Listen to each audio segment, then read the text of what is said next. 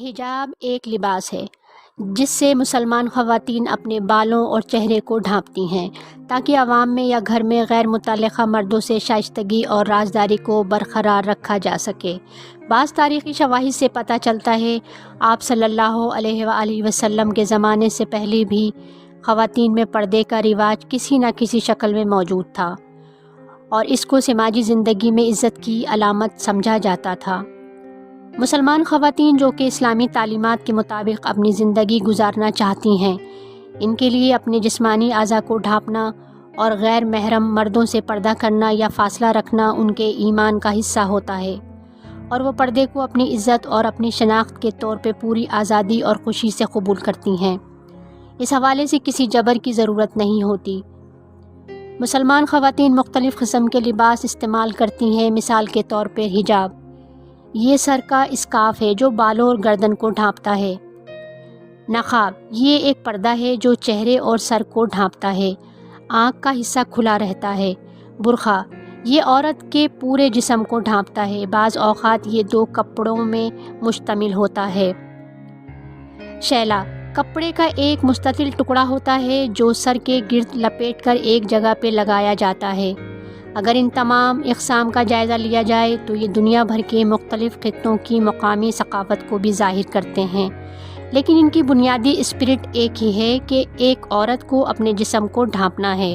حجاب کا یہ تصور صرف اسلام تک محدود نہیں بلکہ یہودیت اور عیسائیت میں بھی یہ رائج تھا۔ عیسائی اور یہودی خواتین باقاعدہ سر پہ اسکارف لیتی تھیں اور بند گلے والا لباس پہنا کرتی تھیں جس سے وہ اپنے جسم کو مکمل طور پہ ڈھانپتی تھیں۔ اس کی ایک عمدہ مثال یہ ہے کہ حضرت مریم کی جو تصویر اکثر گرجا گھروں میں نظر آتی ہے، اس میں جو لباس دکھایا جاتا ہے وہی اصل میں عیسائی خواتین کا لباس تھا۔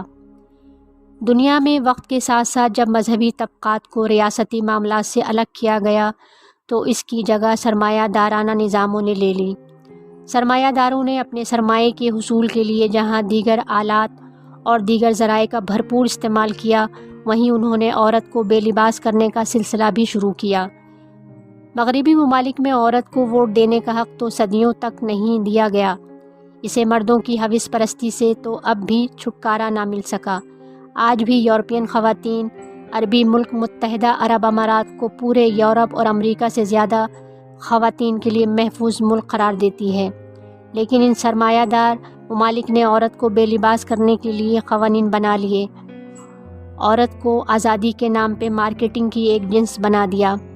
حالت یہ ہے کہ گاڑی کا اگر ٹائر بیچنا ہے یا کسی بلڈنگ کا اشتہار دینا ہے یا کسی کھانے کی مشہوری کرنی ہے، ہر جگہ عورت کو ایک آلے کے طور پر استعمال کیا جاتا ہے۔ اب اس سارے دھندے میں بے لباسی زیادہ منافع بخش مارکیٹنگ ٹول تھی جسے بھرپور انداز سے استعمال کیا جا رہا ہے، اور جہاں تک حقیقی معنوں میں خواتین کی عزت و وقار اور ان کے حقوق کا تعلق ہے، اس کے لیے حقیقی جدوجہد ابھی باقی ہے۔ ایک طرف سرمایہ دارانہ نظاموں سے پیدا شدہ مغربی کلچر ہے جہاں یہ خواتین کو کم سے کم لباس پہننے کی مکمل آزادی ہے، اور باقاعدہ ایسا معاشرہ تشکیل دیا گیا جہاں بچپن ہی سے بچیوں کو کم کپڑے پہننے کی تربیت دی جاتی ہے، لہٰذا وہ باقاعدہ ایک کلچر کی صورت اختیار کر چکا ہے۔ نیز جس طرح ایک مسلمان عورت اسکارف کرنا یا حجاب پہننا اپنے مذہبی قانون کا حصہ سمجھتے ہوئے اختیار کرتی ہے، اسی طرح مغربی معاشرے کی پروردہ خواتین کم لباسی کو اپنے قانونی حق کے طور پہ آزادی سے استعمال کرتی ہیں۔ جہاں جہاں سرمایہ دارانہ نظام پہنچا وہیں یہ مغربی کلچر بھی نمودار ہوا۔ خواتین کی آزادی کی آڑ میں صرف کم لباسی کو آزادی کا سمبل بنا دیا گیا۔ حجاب کے خلاف مختلف قسم کے پروپیگنڈے اور حربے استعمال کر کے معاشرے کے اندر ایک انتشار پیدا کیا گیا۔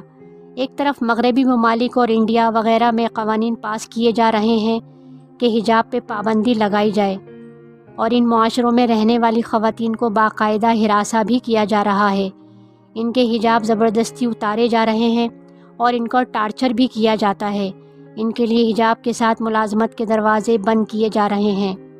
حالانکہ یہ تو ایک لباس ہی ہے اور انسانی بنیادی آزادی کا اس کے ساتھ تعلق ہے۔ ہر مرد اور خاتون کو یہ آزادی ہونی چاہیے کہ وہ اپنے مقامی کلچر، مذہب اور عقائد کے مطابق جو چاہے لباس پہن سکتا ہے۔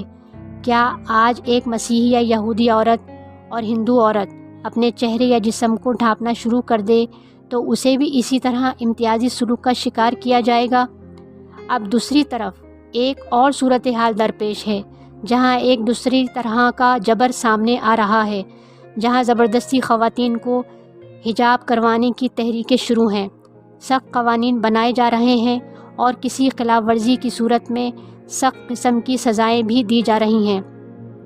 اس طرح کے واقعات عرب دنیا اور ایران میں ہو رہے ہیں۔ حال ہی میں ایران میں خواتین نے مظاہرے کیے اور حجاب کو آگ لگائی۔ اسی طرح کے جابرانہ رویے حکومتوں کی طرف سے نہیں ہونے چاہیے، اور دوسری طرف خواتین کو بھی حجاب جلانے جیسے عمل سے اجتناب کرنا چاہیے۔ یہ دونوں طرف کی انتہا پسندی ہے۔ حکومتوں کو چاہیے کہ معاشرے کے اندر ایک آئیڈیل اخلاقی تربیت کا نظام وضع کریں، بچپن ہی سے بچیوں اور بچوں کی معتدل انداز سے تربیت کی جائے اور پھر جوان ہونے کے بعد انہیں خود سے فیصلہ کرنے دیا جائے۔ اور اگر یہ عورت اسلام کی روح کے مطابق اپنی عزت اور وقار کو برقرار رکھتے ہوئے زندگی گزارنا چاہتی ہے اور اپنی ایک منفرد شناخت کے ساتھ رہنا چاہتی ہے تو اسے اس کا پورا حق دیا جانا چاہیے، اور اگر عورت اسلامی تعلیمات کی اس روح اور شناخت کو نہیں مانتی اور مغربی سرمایہ دارانہ تہذیب کو اختیار کرنا چاہتی ہے تو اس پہ زبردستی نہیں کرنی چاہیے، کیونکہ اسلام ہمیں کسی پہ زبردستی عقائد مسلط کرنے کی تعلیم نہیں دیتا ہے، اور ہر مرد اور عورت اللہ کے ہاں اپنے اعمال کے خود جواب دہ ہیں۔